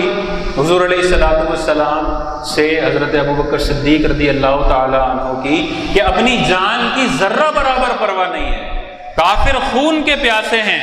لیکن ہر وقت اپنی جان کو قربان کرنے کے لیے حاضر ہیں کہ اگر آگے سے تیر آنا ہے تو پہلے میرے سینے میں پیوست ہو، پیچھے سے تیر آنا ہے تو پہلے میری کمر میں پیوست ہو، دائیں سے آنا ہے تو پہلے مجھے خنجر لگے، بائیں سے آنا ہے تو پہلے، لیکن میرے نبی کو کسی قسم کی تکلیف نہ ہونے پائے۔ اور پھر جب حضور علیہ الصلوۃ والسلام کے پیر مبارک میں زخم آ گئے، چھالے وغیرہ پڑ گئے اور آپ چل نہیں سک رہے تھے، تو حضرت ابوبکر صدیق رضی اللہ تعالیٰ عنہ نے اپنے کاندھوں پر حضور علیہ الصلوۃ والسلام کو جلوہ افروز کیا اور پھر خود چل کے غار ثور کی طرف گئے اور دوڑتے ہوئے گئے اور کہیں اسٹے نہیں ہوا۔ اتنی طاقت اور ہمت حضرت ابوبکر صدیق اور ایسا جذبہ کہ اپنے کاندھے پر حضور علیہ الصلوۃ والسلام جو مالک کونین ہیں ان کو سوار کر کے غار ثور کی طرف گئے اور حضور علیہ الصلوۃ والسلام سے اجازت طلب کی کہ آقائے دو جہاں صلی اللہ علیہ وسلم پہلے آپ مجھے غار میں جانے کی اجازت دیں تاکہ میں اندر جا کر یہ چیک کر لوں کہ کوئی جانور وغیرہ نہ ہے جو آپ کو تکلیف دے سکے۔ حضور علیہ الصلوۃ والسلام نے اجازت مرحمت فرمائی، آپ باہر تشریف فرما ہوئے۔ حضرت ابوبکر صدیق غار میں گئے اور غار میں اب اندھیرا تھا تو ٹٹول کے دیکھا کہ کوئی جانور تو نہیں ہے، تو جانور نہیں تھا، لیکن آپ نے بہت سارے سوراخ محسوس کیے کہ غار کے اندر بہت سارے سوراخ ہیں اور آپ کو یہ اندیشہ تھا کہ ان سوراخوں سے کوئی جانور آ کے حضور علیہ الصلوۃ والسلام کو تکلیف نہ دے، تو اپنا کرتا مبارک قمیص مبارک پھاڑ کر وہ سوراخ بند کرنے لگے۔ جب سارے سوراخ بند ہو گئے، ایک سوراخ رہ گیا اور کوئی بند کرنے کی چیز نہ تھی، تو اپنی ایڑی مبارک کو اس سوراخ پر رکھ دیا اور پوری غار کو صاف کیا۔ صاف کرنے کے بعد حضور علیہ الصلوۃ والسلام سے عرض کی کہ اب آپ اندر تشریف لے آئیں۔ حضور علیہ الصلوۃ والسلام اندر تشریف لے گئے اور حضور علیہ الصلوۃ والسلام آرام فرما ہوئے، لیکن اس جو جہاں پہ ایڑی مبارک رکھی ہوئی تھی وہاں پہ آپ سب کو پتا ہے کہ اندر ایک سانپ تھا جو دیدار نبی صلی اللہ علیہ وسلم کرنے کا مشتاق تھا، لیکن ایڑی درمیان میں آ رہی تھی جو دیدار نہیں کرنے دے رہی تھی۔ تو پوری رات حضرت ابوبکر صدیق رضی اللہ تعالیٰ عنہ کو وہ سانپ ڈنک مارتا رہا، لیکن آقا علیہ الصلوۃ والسلام کے آرام میں خلل نہ پڑے تو آپ حرکت بھی نہ کرتے تھے۔ یہ کوئی معمولی بات نہیں ہے، یہاں پہ ہمیں مچھر کاٹ جائے تو ہم تڑپ اٹھتے ہیں، کجلیاں کرنا شروع کر دیتے ہیں، ہلنا جلنا شروع کر دیتے ہیں، اور سانپ کا زہر، سانپ کا ڈنک، انسان تلملا اٹھتا ہے، تڑپ اٹھتا ہے، لیکن حضرت ابوبکر صدیق کو آقا علیہ الصلوۃ والسلام کے آرام کا اس قدر خیال کہ ایک طرف سانپ پوری رات ڈس رہا ہے، روایتوں میں آتا ہے پورا پاؤں سوج گیا، خونم خون ہو گیا، لیکن حضور علیہ الصلوۃ والسلام کا آرام کا خیال اتنا کہ حرکت بھی نہ فرماتے، لیکن آنسو اس قدر ٹپکنے لگے کہ وہ چہرہ انور پر گئے اور حضور علیہ الصلوۃ والسلام جاگ اٹھے اور ماجرا پوچھا، تو تب حضرت ابوبکر صدیق رضی اللہ تعالیٰ عنہ نے عرض کی کہ یہ سانپ ہے جو مجھے ڈس رہا ہے، تو آپ علیہ الصلوۃ والسلام نے اپنا لعاب دہن ان کے پیروں پر لگایا تو وہ درد ہمیشہ کے لیے دور ہو گیا، اور وہ پوری رات قرب خاص میں حضور علیہ الصلوۃ والسلام کے ساتھ حضرت ابوبکر صدیق رضی اللہ تعالیٰ عنہ کو عطا ہوئی۔ اسی رات کے بارے میں حضرت عمر بن خطاب رضی اللہ تعالیٰ عنہ ارشاد فرماتے ہیں کہ یہ ایک رات اور میری ساری زندگی کے اعمال، یہ ایک رات ان ساری زندگی کے اعمال پر واقع، یہ قرب خاص کسی اور شخص کو حاصل نہیں ہے۔ اور قرآن میں اللہ تبارک و تعالیٰ نے جو ارشاد فرمایا، ثانی اثنین اذ ہما فی الغار، ثانی اثنین، وہ جو دو تھے ان میں سے دوسرے، پہلے تو نبی کریم علیہ الصلوۃ والسلام ہیں، اللہ تعالیٰ حضرت ابوبکر صدیق رضی اللہ تعالیٰ عنہ کے بارے میں ارشاد فرمایا، ثانی اثنین، دو میں سے دوسرے، اذ ہما فی الغار، جب یہ دونوں غار میں تھے، اذ یقول لصاحبہ، جب انہوں نے ارشاد فرمایا، یعنی نبی کریم علیہ السلام نے ارشاد فرمایا لصاحبہ، اپنے ساتھی کے لیے، اپنے صاحب کے لیے کیا ارشاد فرمایا؟ لا تحزن، آپ فکر نہ کریں، خوف زدہ نہ ہوں، ان اللہ معنا، بے شک اللہ تبارک و تعالی ہمارے ساتھ ہے۔ یہ آیت پاک حضرت ابوبکر صدیق رضی اللہ تعالی عنہ کی شان اور فضیلت پر واضح دلیل ہے، اور اس میں 3 وجوہات کی بنا پر حضرت ابوبکر صدیق رضی اللہ تعالی عنہ کی فضیلت ظاہر ہوتی ہے۔ پہلی، ثانی اثنین، 2 میں سے دوسرے۔ کتنا پیارا انداز ہے، دیکھیں نا اللہ تبارک و تعالیٰ نے لفظوں کا کیا انتخاب فرمایا کہ یہ جو 2 ہیں مقدس شخصیات، اس میں سے جو دوسرے ہیں یہ حضور علیہ السلام کے لیے خوف زدہ ہیں کہ آپ کو کفار تکلیف نہ دے دیں، آپ کو جانور یہاں کاٹ نہ لیں، کسی قسم کی تکلیف نہ ہو، یہ پریشان ہو رہے ہیں یہ دوسرے شخص۔ تو یہ ثانی کا لفظ خاص حضرت ابوبکر صدیق رضی اللہ تعالیٰ عنہ کے لیے ارشاد فرمایا گیا۔ اس کا مطلب یہ ہے کہ جہاں پر بھی پہلے حضور علیہ السلام ہوں گے تو دوسرے حضرت ابوبکر صدیق ہوں گے، جہاں جہاں پہلے نمبر پہ نبی کریم علیہ السلام ہے وہاں دوسرے پر حضرت ابوبکر صدیق رضی اللہ تعالیٰ عنہ۔ اور یہ دوسرے کا جو اسٹیٹس ہے یہ اللہ تعالیٰ نے عطا فرمایا ہے، کوئی اور اسے چھین نہیں سکتا۔ حضرت عمر بن خطاب رضی اللہ تعالیٰ عنہ ایک مرتبہ حضرت ابوبکر صدیق رضی اللہ تعالیٰ عنہ سے نیکیوں میں آگے بڑھنے کی خواہش کا اظہار فرمایا کہ میں حضرت ابوبکر صدیق سے نیکیوں میں آگے بڑھنا چاہتا ہوں۔ تو ایک موقع ایسا آیا کہ حضور علیہ السلام نے اپنے صحابہ کو حکم فرمایا کہ صدقہ کرو، پیسے کی ضرورت تھی دین اسلام کی تبلیغ کے لیے اور جہاد وغیرہ کے لیے، تو حضور علیہ السلام نے صحابہ سے فرمایا کہ صدقہ کریں آپ لوگ۔ حضرت عمر رضی اللہ تعالیٰ عنہ دل ہی دل میں کہتے ہیں کہ آج وہ وقت آ گیا کہ میں حضرت ابوبکر صدیق سے سبقت لے جاؤں۔ لیکن جذبہ دیکھیں، شوق دیکھیں، نیکیوں میں آگے بڑھنے کا جذبہ کہ حضرت ابوبکر صدیق ہمیشہ بازی لے جاتے ہیں، ہر نیک کام میں ہمیشہ بازی لے جاتے ہیں۔ عمر بن خطاب کہتے ہیں میری خواہش ہے آج تو میں ان پر بازی لے جاؤں گا، آج تو میں سبقت لے جاؤں گا۔ حضرت ابوبکر صدیق کی صدقہ کرنے کے لیے مال لینے اپنے گھر گئے، عمر بن خطاب بھی اپنے گھر گئے مال لینے، یہ سوچ کر کہ آج تو ابوبکر صدیق پر بازی لینی ہے۔ اپنے گھر کا آدھا مال لے کر آئے، آدھا مال۔ ہم سے کوئی 2.5% زکوٰۃ کا مطالبہ کرے تو بعض اوقات 20 سال کی زکوٰۃ پینڈنگ ہوتی ہے، لیکن اس لیے ادا نہیں کرتے کہ مال کم ہو جائے گا۔ صرف 2.5% کا مطالبہ ہوتا ہے اللہ تعالیٰ کی طرف سے، کل مال اسی نے عطا فرمایا اور اس میں صرف 2.5% کا مطالبہ ہے۔ ہم بعض اوقات اتنی کنجوسی کرتے ہیں کہ جس نے مال دیا ہے اس کی راہ میں 100 میں سے 2.5 روپے بھی خرچ کرنے کے لیے تیار نہیں ہے۔ لیکن صحابہ کا جذبہ دیکھیں صدقہ کرنے کا، گھر میں جتنا مال پڑا ہے آدھا حضرت عمر بن خطاب رضی اللہ تعالیٰ عنہ حضور علیہ السلام کی بارگاہ میں تشریف لے کر آ گئے، اور ذہن یہ تھا کہ آج تو سبقت لے جانی ہے۔ لیکن جب حضرت حضور علیہ السلام نے حضرت عمر بن خطاب رضی اللہ تعالیٰ عنہ سے دریافت کیا کہ کتنا مال لائے ہو، حضور علیہ السلام کو انہوں نے عرض کی کہ یا رسول اللہ صلی اللہ علیہ وسلم آدھا مال یہاں لایا ہوں اور آدھا مال اپنے اہل و عیال کے لیے چھوڑ کر آیا ہوں۔ پھر حضرت ابوبکر صدیق رضی اللہ تعالیٰ عنہ آئے اور آپ نے بھی مال عطا فرمایا۔ حضور علیہ السلام نے آپ سے بھی دریافت فرمایا گھر والوں کے لیے کیا چھوڑا ہے؟ آپ نے ارشاد فرمایا گھر والوں کے لیے اللہ اور اس کا رسول چھوڑ کر آیا ہوں۔ گھر کا کل مال، ایک پیسہ بھی گھر میں نہیں چھوڑا، یہ بھی نہیں کہ اگلے وقت کے کھانے کے تو پیسے چھوڑ دوں، نہیں، اللہ اور رسول پر اتنا کامل یقین ہے کہ اللہ اور رسول نے صدقے کا حکم دیا ہے تو کل مال نشاور کر دو۔ رزق دینا اللہ تعالیٰ کے ذمہ کرم پر ہے۔ کل مال لے کر آ گئے۔ حضرت عمر بن خطاب رضی اللہ تعالیٰ عنہ ارشاد فرماتے ہیں کہ میں کبھی بھی حضرت ابوبکر صدیق رضی اللہ تعالیٰ عنہ پر سبقت نہیں لا سکتا۔ یہ ثانی کا جو لقب ہے کہ پہلے نمبر پر حضور علیہ السلام اور ثانی اثنین میں جو ثانی ہے وہ حضرت ابوبکر صدیق رضی اللہ تعالیٰ عنہ ساری زندگی رہا۔ ایمان لانے کے معاملے میں، تبلیغ کے معاملے میں، جہاد کرنے کے معاملے میں، پیسہ خرچ کرنے کے معاملے میں، ہر جگہ پر پہلے نمبر پہ حضور علیہ السلام ہوتے تھے اور دوسرے نمبر پہ ابوبکر صدیق رضی اللہ تعالیٰ عنہ۔ کوئی اور حضرت عمر بن خطاب جو تیسرے نمبر پر آتے ہیں، وہ بھی سبقت لے جانے کی کوشش کرتے تھے، لیکن کوشش کامیاب نہیں ہوتی تھی، کیونکہ اللہ تبارک و تعالیٰ نے انہیں یہ لقب عطا فرما دیا ثانی اثنین، یہ دو میں سے دوسرے۔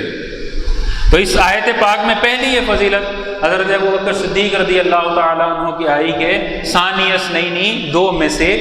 دوسرے ہیں۔ دوسری دیکھیں، اذ یقول لصاحبہ، حضرت ابوبکر صدیق رضی اللہ تعالیٰ عنہ کا خاصہ ہے، اور کسی صحابی کے بارے میں قرآن مجید میں صاحب کا لفظ نہیں ارشاد فرمایا گیا۔ کسی خاص صحابی کے لیے اللہ تبارک و تعالیٰ نے کوئی آیت نازل نہیں فرمائی جس کے لیے صاحب کا لفظ ہو، صحابی کا لفظ ہو۔ حضرت ابوبکر صدیق رضی اللہ تعالیٰ عنہ کا یہ خاصہ ہے کہ آپ کی صحابیت قرآن سے ثابت ہے، اور اللہ تبارک و تعالیٰ نے خاص آپ کے لیے صاحب کا لفظ فرمایا، اذ یقول لصاحبہ، کہ جب اللہ کے رسول نے اپنے صاحب کے لیے کہا۔ یہ صحابیت، حضور علیہ الصلوۃ والسلام کا ساتھی ہونا، یہ اللہ تبارک و تعالیٰ کی طرف سے عطا کردہ ہے، کسی اور کی طرف سے عطا کردہ نہیں ہے۔ اور یہ بھی حضرت ابوبکر صدیق رضی اللہ تعالیٰ عنہ کا خاصہ ہے کہ کسی اور صحابی کے لیے صاحب کا لفظ عطا نہیں کیا گیا۔ یہ دوسری فضیلت۔ اور اسی آیت میں اللہ تبارک و تعالیٰ نے ارشاد فرمایا ان اللہ معنا، حضور علیہ السلام ارشاد فرما رہے ہیں کہ بے شک اللہ ہمارے ساتھ ہے۔ کن کے ساتھ ہے اللہ؟ ثانی اثنین، یہ جو دو بندے ہیں، حضور علیہ السلام ارشاد فرما رہے ہیں، اور یہ بات کہاں درج ہے؟ سب سے زیادہ معتبر کتاب قرآن مجید میں، ان اللہ معنا، بے شک اللہ تبارک و تعالی حضور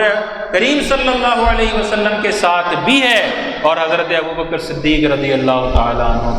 کے ساتھ بھی ہے۔ یہ جو معیت ہے، یہ جو ساتھ عطا فرمانا ہے، اس کے لیے جو خاص الفاظ ہیں، یہ بھی حضرت ابوبکر صدیق رضی اللہ تعالیٰ عنہ کا خاصہ ہے۔ کسی اور صحابی کے لیے معیت کے خاص الفاظ کسی ایک صحابی کے لیے اللہ تبارک و تعالیٰ نے قرآن مجید میں عطا نہیں فرمائے۔ ابو بکر صدیق رضی اللہ تعالیٰ عنہ کا خاصہ ہے کہ اللہ تعالیٰ نے ان کے لیے معنا کا لفظ ارشاد فرمایا کہ یہ ہمارے ساتھ ہے اللہ، یعنی ابو بکر صدیق رضی اللہ تعالیٰ عنہ اور حضور علیہ الصلوۃ والسلام کے ساتھ اللہ تبارک و تعالیٰ ہے۔ یہ تین فضیلت ہیں معیت کے حوالے سے۔ اور اگر ہم صحابہ کی پوری اجتماعی جو ہے امت کو دیکھیں، اجتماعی قوم کو دیکھیں، اجتماعی تمام صحابہ کو دیکھیں، تو ان کے حوالے سے یاد رکھیے خاص طور پہ حضرت ابوبکر صدیق کا ذکر آیا کہ اللہ ان کے ساتھ ہے، لیکن عمومی اعتبار سے جو 1,24,000 صحابہ ہیں ان کا عمومی اعتبار سے ذکر آیا ہے۔ اور وہ کیسے آیا ہے؟ اللہ تبارک و تعالیٰ قرآن مجید میں ارشاد فرماتا ہے، اللہ تعالیٰ ارشاد فرماتا ہے والذین آمنوا وہاجروا، اور وہ لوگ جو ایمان لائے، وہاجروا، اور جنہوں نے ہجرت کی، وجاہدوا فی سبیل اللہ، اور جنہوں نے اللہ کی راہ میں جہاد کیا، وآووا ونصروا، اور جگہ دی اور مدد کی، اولئک هم المؤمنون حقا لهم مغفرۃ ورزق کریم، یہی لوگ حقیقت میں سچے مومن ہیں اور انہی کے لیے مغفرت ہے اور عزت کی روزی ہے۔ یاد رکھیے صحابہ کی دو بڑی جماعتیں تھیں۔ ایک صحابہ کی جماعت مہاجرین کہلاتی تھی، یہ وہ جماعت تھی جنہوں نے حضور علیہ الصلوۃ والسلام کے ساتھ مکہ سے مدینہ شریف ہجرت کی تھی، انہیں مہاجرین کہتے تھے۔ اور دوسرے وہ صحابہ تھے جو پہلے سے مدینہ شریف میں موجود تھے اور جنہوں نے ان مہاجرین کو ویلکم کیا تھا کہ جب وہ آئے تو انہوں نے قبول کیا، اور قبول کرنے کا انداز دیکھیں جب حضور علیہ الصلوۃ والسلام نے مکے میں موجود صحابہ کو یہ ارشاد فرمایا کہ ان مہاجرین کی مدد کرنی ہے،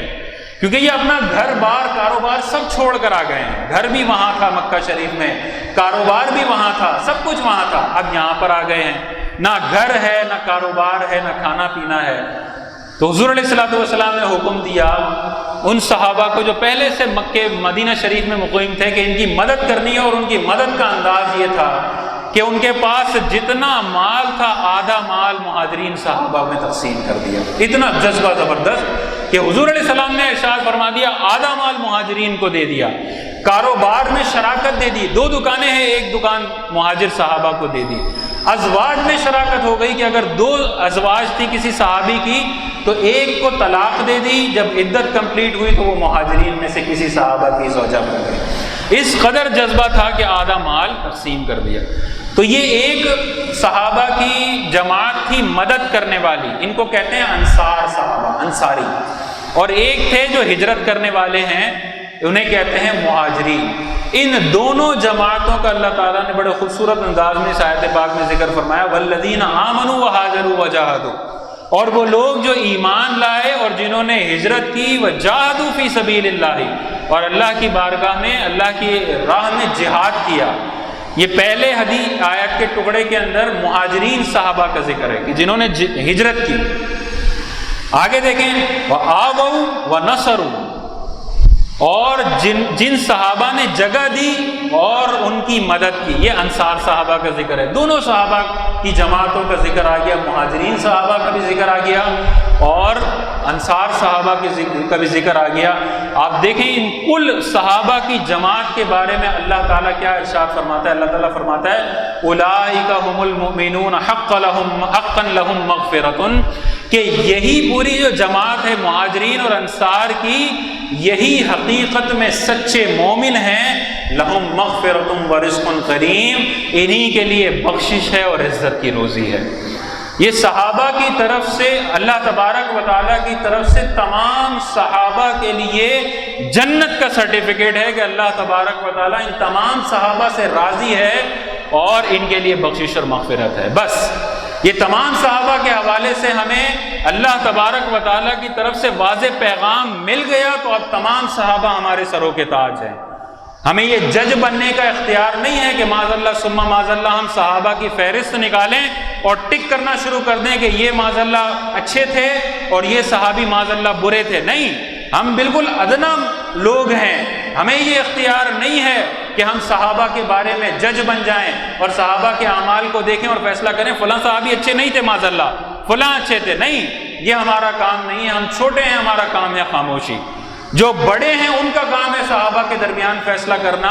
اور اللہ تبارک و تعالیٰ سے بڑی کوئی ذات نہیں ہے، اور اس نے تمام صحابہ کے لیے جنت کا پروانہ جاری کر دیا۔ اب بعد میں صحابہ کے جو آپسی اختلافات ہوئے،